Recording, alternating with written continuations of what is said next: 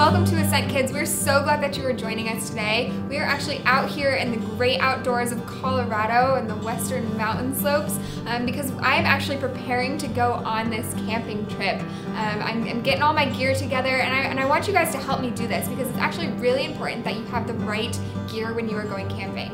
In the camping world, there's actually this thing called the 10 Essentials, and it stands for the 10 essential items that you should bring with you whenever you go for a long hike or a camping trip in case you run across a serious event or emergency and you need some of those essential items to help get you through. So I'm gonna go and reach into my closet over here and make sure that I have all of these 10 essential items with me before I start on this long camping trip. Are you ready?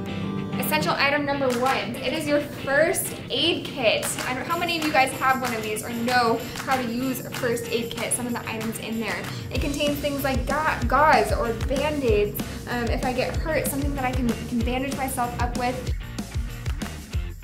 So this map here tells me how all of the trails work in this great, beautiful landscape. It tells me how to get up Long's Peak over there. You do not want to get lost while you're camping, end up at the top of a mountain in a lightning storm, something like that, and unable to get down. So make sure you have your map and your compass if you have one as well. Essential item number 3 is really important. It's sunscreen. Now this is vital to your health. You want to make sure that you lather it on at the beginning of every day, after every couple of hours as well, to make sure that you are protected from that sun. It's really good stuff.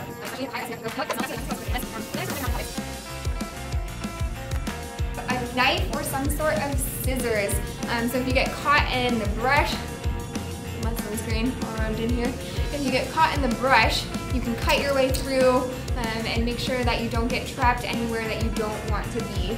So make sure to keep these pointed down and cut them down gently. Essential item number 5. It's your handy dandy headlamp here. Make sure that it works before you head out on the trail as well. You always want to be able to see where you're going. Even if you think you're just going for a day, you never know. You just never know what's going to happen when you're out there in the good old outside wilderness. Item number 6, if you want extra clothes, something to keep you nice and warm in case the weather changes, especially here in Colorado. How many of you guys have ever woken up on a beautiful sunny day and then you go to school and then it starts snowing while you're at school and then you're really cold when you're walking home, right? The weather can change really quickly, so you gotta make sure you're prepared for that.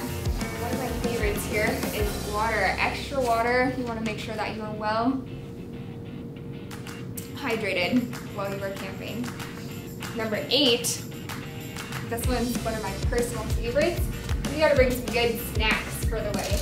Not only because your body needs the energy, but because it tastes great when you get to the top of a really great hike and you just have some good old chocolate syrup or some maple syrup or some goldfish. All of these really important healthy snacks are great as well. And 9 is a way to make fire. I don't know if you've ever made a campfire before, but sometimes if it gets cold while you're camping or you need to cook food, you gotta have a way to do so. So bring your match or your lighter and then you can make a fire. And last but not least, you guys, this is the one item of camping that I can actually have a little bit of trouble with. I'm not super familiar with it, and it's because I've never actually brought it with me when I've gone camping before. So you guys can help me figure out how to use it today. It's actually that you need shelter. You need some way to hide from the elements, or if it's at night, somewhere to sleep if you're camping overnight, and that's actually like a tent. And so it's a little bit embarrassing, but I've never actually set up a tent before, and so I'm going to try and figure out how to do that today. I think you just kind of start by pulling it open, right? Like, it can't be that hard. It's kind of like Legos, I would imagine.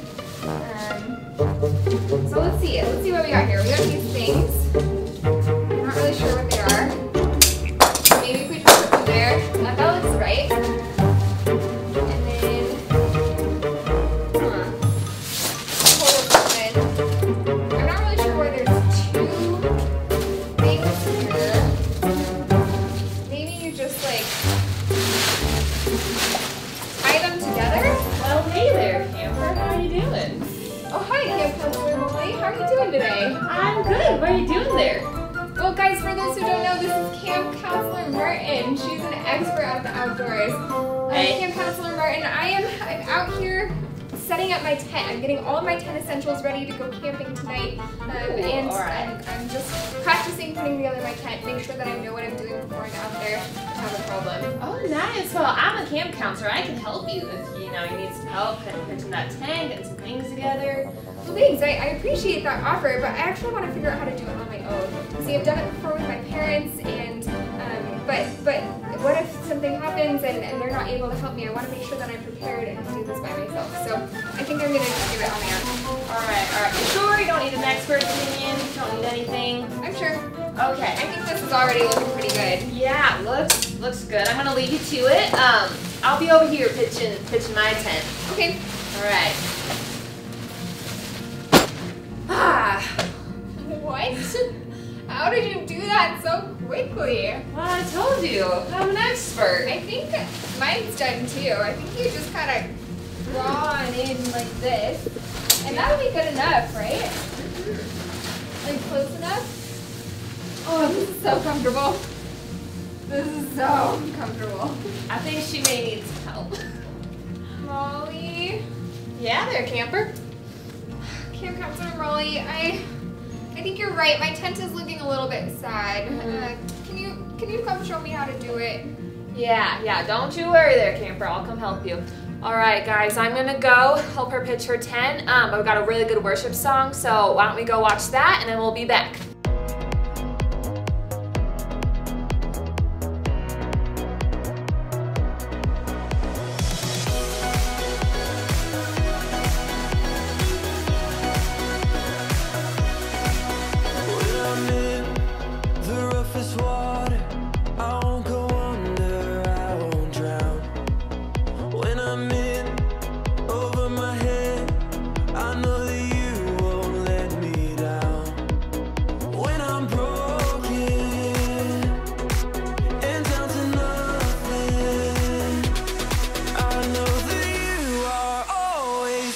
To something good.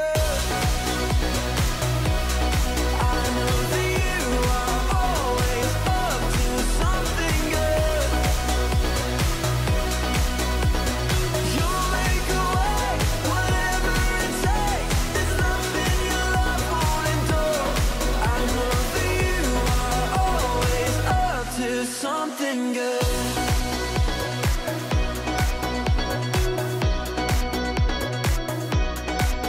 Even through the deepest valley, you go before me, you are here.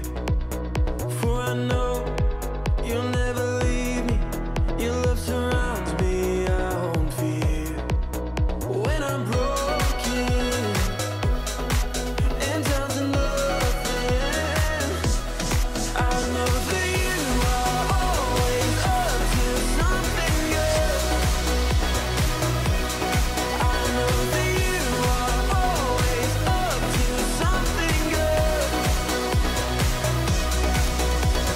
You'll make a way, whatever it takes. There's nothing your love won't endure.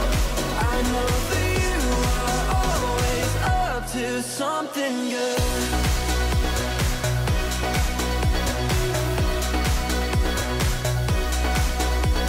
Through the darkest night, you are on my side. You were always faithful. Through my fear and doubt, you will lead me out. You were always able. Through the darkest night, you are on my side. You were always faithful.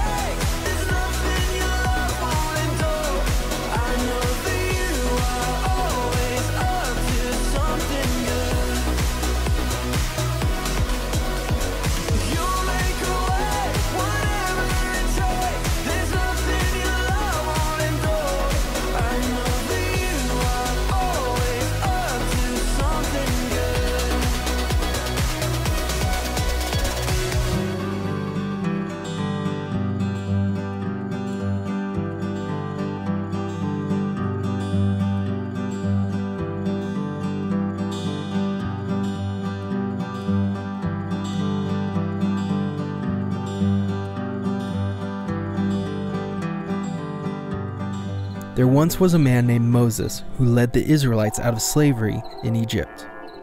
The Israelites stood by the shore of the Red Sea, knowing that the Egyptian army was coming for them. And God spoke to Moses and said, "Lift up your staff and stretch your hand out over the sea." The Lord opened a path through the water, and the people of Israel walked through the middle of the sea with walls of water on each side. When all the Israelites had reached the other side, the Lord said to Moses, "Raise your hand over the sea again." And Moses raised his hand over the sea, and the waters rushed back into place. Hey guys, wow, what a great story. I'm gonna recap that for us just for a second. So Moses and his team of Israelites, they had to cross the Red Sea, but it was like this huge sea that was in front of them, and they had an army coming behind them that was trying to take them and keep them in Egypt. When they just wanted to move on, they wanted to keep going. There's this huge sea in front of them. So what God did is he told Moses to lift up his staff. And when he did so, God is so powerful that he parted the sea and he made a way for them to walk through and get to the other side. And once they were on the other side, again, God said, lift up your staff, and through God's power, the sea and the waves and all of the water just crashed and refilled the sea so that their enemies couldn't get through and they were safe on the other side. And guys, God's power is so amazing. It can do so much for us. Moses and the Israelites, they were in such a scary situation, but God's power came through for them. God's power made a way for them to go and to be safe, and he saved them from their enemies. He saved them from that really scary thing that was chasing them. And God does the same thing for us. I think about when I was really little, my family was moving from Illinois to Colorado, and I was so scared because I knew Illinois, it was comfortable to me, but I was thinking, like, what are my friends gonna be like in Colorado? Am I gonna have friends? What's my family gonna do in Colorado? Where are we gonna live? What does it look like there? I had no idea, so it was something that was really scary to me. But then I got to Colorado and God just provided amazing friends for me. God provided my family with an amazing house that we could live in. He provided us with a place, a beautiful place where we could go hiking and we could go camping. And he really took care of us, and he just saved me from all of the fears that I had, and he provided for me.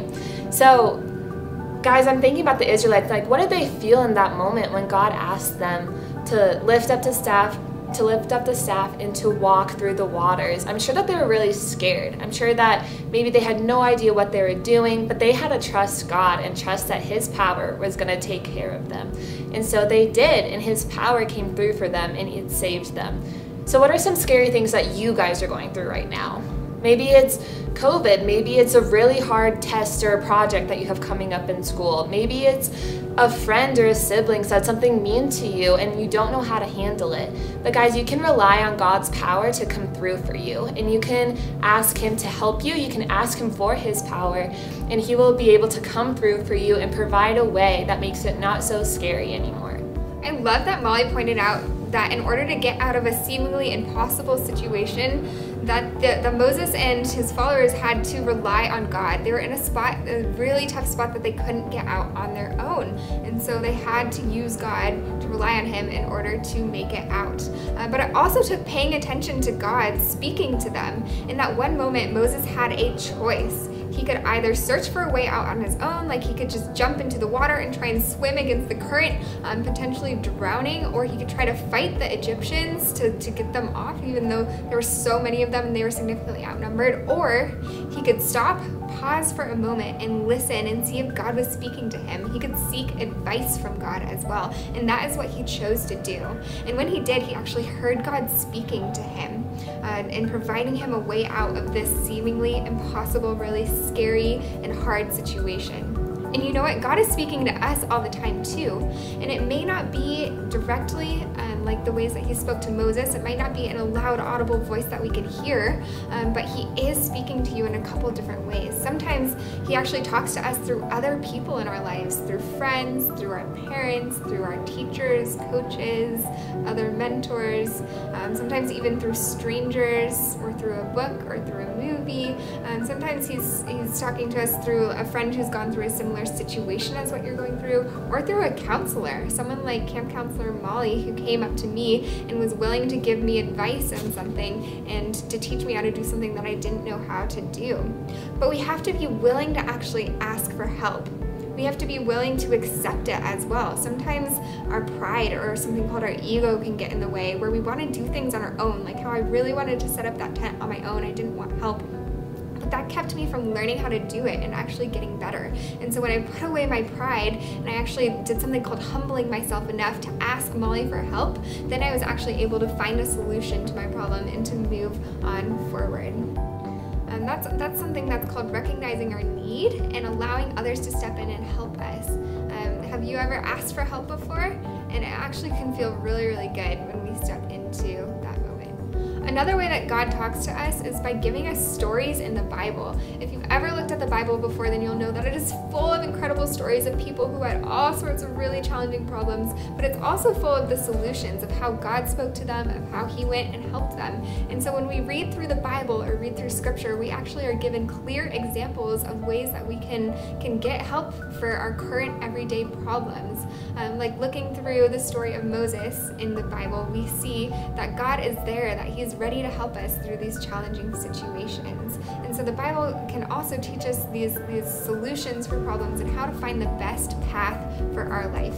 But sometimes it's easy to miss God's voice if we aren't listening to Him, if we're not paying attention, if we're so caught up in fixing our own problems on our own that we're too prideful to ask for help. So it's really, really important for us to pause, to pay attention, and to listen to see what God could be speaking to us today.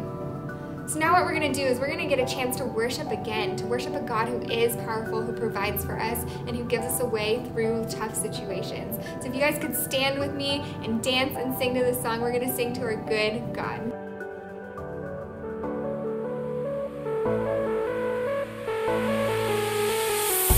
The fight is on. I'll hold my ground. I'm gonna crash the lies of the enemy. I won't back down, 'cause I'm not alone.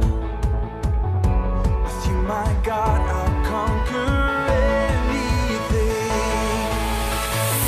In you I have the victory, victory. You're the undefeated.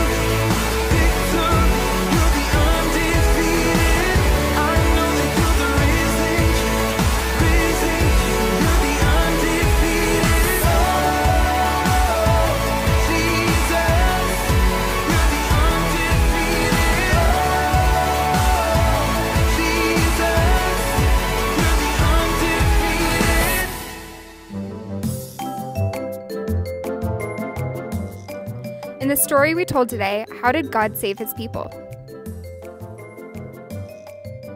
Have you ever been in a situation where you had to completely trust God to save you? Has it ever felt hard to trust God? Why or why not? Have you ever heard God? What are some of the different ways God speaks to us?